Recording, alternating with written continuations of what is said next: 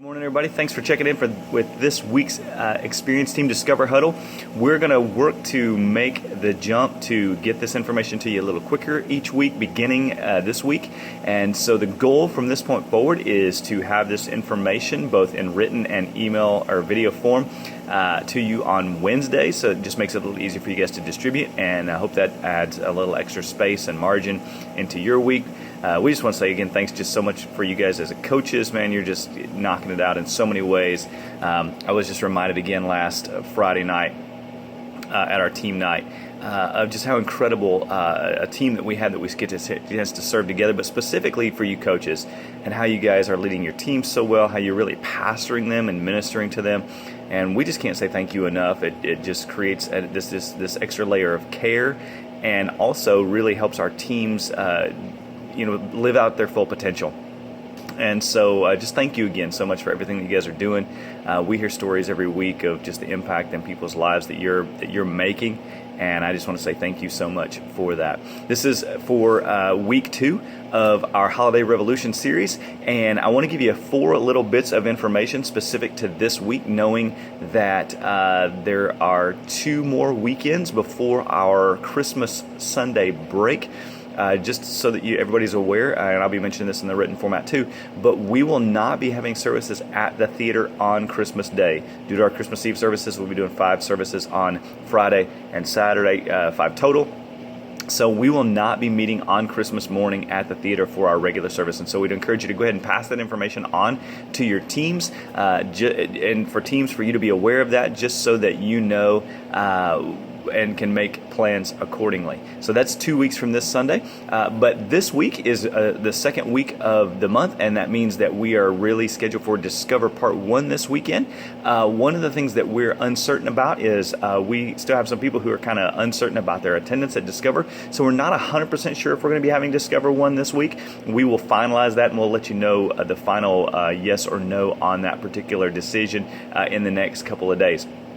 But one of the things that we are recognizing is that we're kind of sensing some change or some challenge, maybe perhaps, in the traffic flow out of the theater. And that's nothing that we've done necessarily specifically. It's just kind of the makeup of the way the theater is arranged. And so one of the little logistical details that we're going to try this week, which will affect next steps, but it will also probably sort of affect cafe and even maybe our hosting and first impressions as well, is that we are actually going to flip the spots where the resource table, the resource center and the Next Steps kiosk are. So if you think about when you come out of the theater, immediately as you come out of the theater, you usually come directly into the Next Steps area.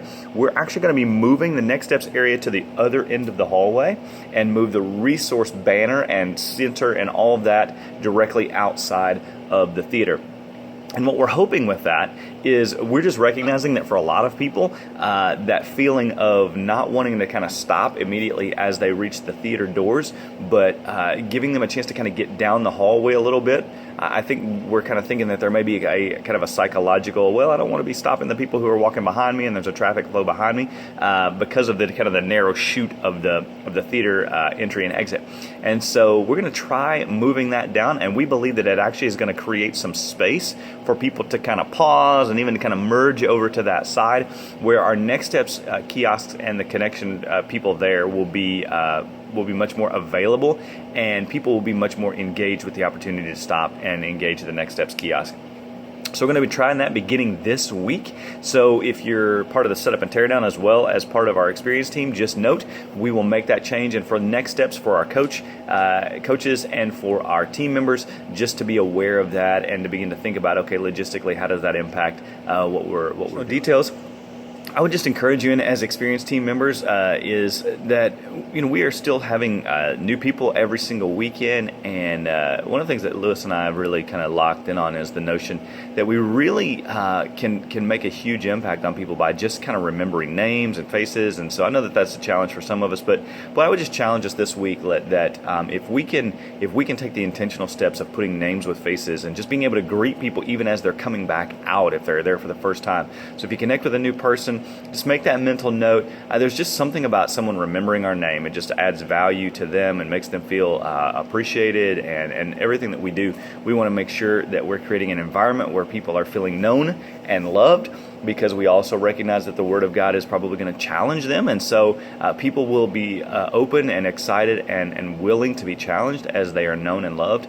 And so we just want to be intentional about creating that environment where we are, where we're expressing that desire to know people. And so lean into your 5 E's, lean into the Ford stuff that is prompting conversations. Let's be willing to kind of ask the second question this weekend and just encourage people as they're coming in, not just the people that we already know, but especially those people who may not necessarily be new to Next Level Church, may not be new to Coconut Point, but maybe people that we don't know. And one of the things I would, again, just encourage us and challenge us in is never assume that it's not someone's first weekend, but also never assume that it is. And so just intentional in our conversation about the difference between, is this your first time with us versus how long have you been at Next Level? And that gives us a free opportunity to help them pick up where they are, but also not to assume that, hey, I've been here for 6 weeks and you've never noticed me up till now. And so let's just lean into that. Let's lean into really engaging with people that we don't know, because that's going to create the environment that helps them feel engaged, help them feel connected, and that this is a place that they can grow and take next steps in their relationship with God. So thank you guys. Thank you so much for everything you're doing. Look forward to a great weekend this weekend. It's exciting as we lean towards Christmas and we get closer and closer to Christmas and the celebration of the birth of Christ. I'm just excited about what God is birthing in us as we get a chance to serve and lead together. So love you guys. Thank you for everything you're doing. Have a great rest of your week. If you have questions, as always, if you have questions, if there's vision questions, if there's logistics questions, if there's anything that we can relay information or some vision to that would be helpful to you as coaches or as team members, please don't hesitate to let us know. Team members, don't hesitate to ask your coaches questions. Practice the seek to understand. And for our coaches, one of the things we want to be intentional about doing is making sure that we are open for questions, that we prompt people's questions of saying, hey, you know what? There's no dumb questions. We want to all be on the same page. So let's engage with clarity, and I just think that will help us lead well and help people feel engaged at a high level. Have a great week, guys.